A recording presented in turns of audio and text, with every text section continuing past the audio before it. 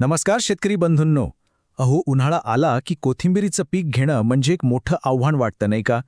पण जरा विचार करा, ज्या गोष्टीला सगळेजण संकट समजतात तीच जर आपल्यासाठी सर्वात मोठी संधी ठरली तर आजच्या या खास भागात आपण हेच बघणार आहोत की उन्हाळ्याच्या या संकटाला एका मोठ्या फायद्यामध्ये कसं बदलायचं. हो, हीच तर आहे आपल्या सगळ्यांची खरी डोकेदुखी. कडक ऊन, तापलेली जमीन आणि पाण्याची कमतरता. यामुळे होतं काय की कोथिंबीर अक्षरशः जळून जाते, तिची वाढ खुंटते आणि हातातोंडाशी आलेला घास निघून जातो. म्हणूनच तर बहुतेक शेतकरी मार्च ते मे महिन्यात कोथिंबीर लावायला बघत नाहीत. पण थांबा, ह्याच समस्येमध्ये आपल्या यशाचं गुपित दडलेलं आहे. काळजी अजिबात करू नका. पुढच्या फक्त 5 मिनिटांमध्ये आम्ही तुम्हाला अशा काही अचूक पद्धती सांगणार आहोत ज्यामुळे तुमचं नुकसान तर थांबेलच, पण तुम्ही भरघोस उत्पादन सुद्धा घेऊ शकाल. ही फायद्याची माहिती सुरू करण्याआधी एकच गोष्ट, आपल्या कृषी साथी चॅनलला सबस्क्राईब करायला विसरू नका, म्हणजे भविष्यातही तुम्हाला अशीच मोलाची माहिती मिळत राहील. तर उन्हाळ्याला कोथिंबिरीसाठी ऑफ सीझन का म्हणतात? यामागे 3 मुख्य कारणं आहेत. एक म्हणजे असह्य तापमान, दुसरं म्हणजे पाण्याची कमतरता आणि तिसरं म्हणजे यामुळे पिकाची न होणारी वाढ. या सगळ्यामुळे उत्पादनात मोठी घट येते आणि शेतकऱ्यांच्या पदरी निराशाच पडते. आता जरा या स्लाइडकडे बघा. इथेच आहे आपली संधी. बाजाराचा नियम एकदम सरळ आहे. उन्हाळ्यात जास्त शेतकरी कोथिंबीर लावत नाहीत. त्यामुळे काय होतं की बाजारात पुरवठा म्हणजे मालाची आवक एकदम कमी होते, पण लोकांची कोथिंबीरीची मागणी मात्र तेवढीच असते. आणि जेव्हा पुरवठा कमी आणि मागणी जास्त असते तेव्हा काय होतं? बरोबर, भाव अक्षरशः आकाशाला भिडतात. तो चांगला भाव मिळवण्यासाठी आपल्याला उत्पादन तर घ्यावंच लागेल, आणि त्या प्रवासाची सुरुवात होते जमिनीच्या योग्य तयारीने. लक्षात ठेवा, उन्हाळ्यात यशस्वी व्हायचं असेल तर ही पहिली आणि सर्वात महत्त्वाची पायरी आहे.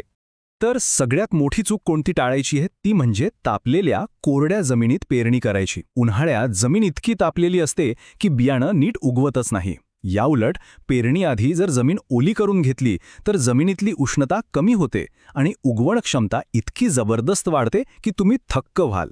बरं, मग जमीन ओली करण्याची योग्य पद्धत कोणती? चला समजून घेऊया. पेरणी करण्याच्या आधी एकदा संपूर्ण शेताला स्प्रिंकलरने किंवा पाटाने भरपूर पाणी द्या. मग 3-4 दिवस थांबा आणि पुन्हा एकदा शेताला पाणी द्या. असं केल्याने जमिनीत खोलवर गारवा आणि ओलावा टिकून राहतो, जो चांगल्या उगवणीसाठी अगदी संजीवनीसारखं काम करतो. चला, जमीन तर तयार झाली. आता पेरणी करताना कोणती अचूक काळजी घ्यायची आणि नेमकं काय गणित वापरायचं ते पाहूया. पेरणी करताना लक्षात ठेवण्यासारखा सगळ्यात महत्त्वाचा मुद्दा म्हणजे पेरणीची खोली. कोथिंबिरीचं बी 1.5 ते 2 इंचापेक्षा जास्त खोल जाणार नाही याची खात्री करा, कारण बी जर जास्त खोल गेलं तर ते उगवण्याआधीच जमिनीत सडून जाण्याचा मोठा धोका असतो. एक गोष्ट लक्षात घ्या, उन्हाळ्यात आपल्याला बियाणं थोडं जास्त वापरावं लागतं, कारण उष्णतेमुळे काही बियाणं वाया जाण्याची शक्यता असते. तुम्ही जर हायब्रिड बियाणं वापरत असाल तर एकरी 30 ते 35 किलो आणि गावरान वापरत असाल तर एकरी 40 ते 45 किलो बियाणं वापरा. यामुळे जरी 10-20% नुकसान झालं तरी उत्पादनावर जास्त परिणाम होत नाही. पेरणी करण्याआधी बीज प्रक्रिया करणं अत्यंत महत्त्वाचं आहे. हे एक प्रकारे पिकासाठी लसीकरणासारखंच आहे. यामुळे बुरशीजन्य रोगांपासून संरक्षण मिळतं. त्यासाठी काय करायचं तर बियाणं आधी रगडून घ्या आणि मग प्रति किलो बियाण्याला 5 ग्रॅम ट्रायकोडर्मा किंवा 2 मिली झेडोरा लावूनच पेरणी करा. पीक चांगलं येण्यासाठी त्याला योग्य पोषण मिळणं गरजेचं आहेच. चला, आता उन्हाळी कोथिंबिरीसाठी खतांचं व्यवस्थापन कसं करायचं ते बघूया. खतांचं नियोजन अगदी सोप्या 2 टप्प्यात करायचंय.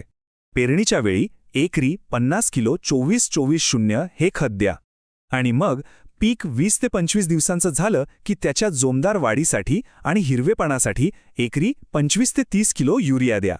आपली कोथिंबीर चांगली पालेदार आणि हिरवीगार राहावी यासाठी 1 ते 2 वेळा वाढीसाठी आवश्यक टॉनिकची फवारणी करणं खूप फायद्याचं ठरतं. यासाठी तुम्ही बाजारात मिळणारा ॲम्बिशन किंवा इसाबियानसारखं एखादं चांगलं टॉनिक वापरू शकता. आता बोलूया सगळ्यात महत्त्वाच्या घटकाबद्दल. उन्हाळ्यात पिकाला वाचवण्यासाठी आणि वाढवण्यासाठी सगळ्यात महत्त्वाचा घटक कोणता असेल तर तो आहे पाणी. याचं व्यवस्थापन चुकलं तर आपली सगळी मेहनत वाया जाऊ शकते. तर मग पाण्याचे नियोजन कसं करायचं? पेरणी केल्यानंतर 24 तासांच्या आत एक हलकं पाणी द्या. उगवण होईपर्यंत जमीन अजिबात कोरडी होऊ देऊ नका, ओलावा सतत टिकून ठेवा. आणि एकदा उगवण झाली की पिकाला पाण्याचा ताण बसणार नाही याची काळजी घ्या आणि नियमितपणे पाणी देत रहा. आणि हो, एक महत्त्वाची गोष्ट, उन्हाळ्यात पाणी देण्यासाठी शक्यतो स्प्रिंकलर किंवा रेनपाईपचाच वापर करा. का? कारण यामुळे पाण्याची बचत होते आणि पिकाला गरजेनुसार पाणी मिळतं, ज्यामुळे पीक जळण्याचा धोका जवळपास नाहीसा होतो. तर शेतकरी बंधूंनो, आपण आतापर्यंत ज्या पायऱ्या पाहिल्या त्या जर तुम्ही योग्य पद्धतीने वापरल्या तर तुम्ही उन्हाळ्यातल्या या संकटाचं एका मोठ्या नफ्याच्या संधीमध्ये रूपांतर करू शकता, हे नक्की. तर शेवटचा आणि महत्त्वाचा मुद्दा हाच आहे. योग्य नियोजन करून जेव्हा तुम्ही उन्हाळ्यात कोथिंबिरीचं पीक घेता तेव्हा बाजारात तुमच्या मालाला स्पर्धाच नसते. आवक कमी आणि मागणी जास्त, याचा थेट परिणाम म्हणजे तुम्हाला मिळणारा भरघोस बाजारभाव. आशा आहे की ही माहिती तुम्हाला नक्कीच उपयोगी पडेल. तुम्ही या उन्हाळ्यात कोथिंबीर लावण्याचा विचार करत आहात का? आम्हाला कमेंटमध्ये नक्की सांगा. आणि हो, अशाच अधिक फायदेशीर माहितीसाठी आपल्या कृषीसाथी चॅनलला सबस्क्राईब करायला विसरू नका. पुन्हा भेटूया एका नवीन विषयासह. नमस्कार.